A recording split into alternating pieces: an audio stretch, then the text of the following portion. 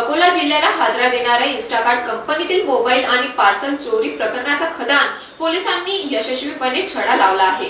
या प्रकरणी 2 आरोपींना अटक करण्यात आली असून 2,75,000 रुपयांपेक्षा अधिक किमतीचा मुद्देमाल जप्त करण्यात आला आहे। पोलिसांनी दिलेल्या माहितीनुसार 11 मे ते 28 जून 2025 या कालावधीत सहकारनगर जनता सुपर शॉपी परिसरातील इंस्टाकार्ट हबमधून मोठ्या प्रमाणावर कंपनीचे पार्सल चोरीला गेले होते। कंपनीच्या अंतर्गत तपासणीत 12 मोबाईल फोन आणि इतर 458 वस्तू असे एकूण 5,86,332 रुपयाचे नुकसान झाल्याचे समोर आले। ही यशस्वी कारवाई पोलीस अधीक्षक अर्जित चांडक, अप्पर पोलीस अधीक्षक रेड्डी आणि उपविभागीय अधिकारी सुदर्शन पाटील यांच्या मार्गदर्शनाखाली करण्यात आली।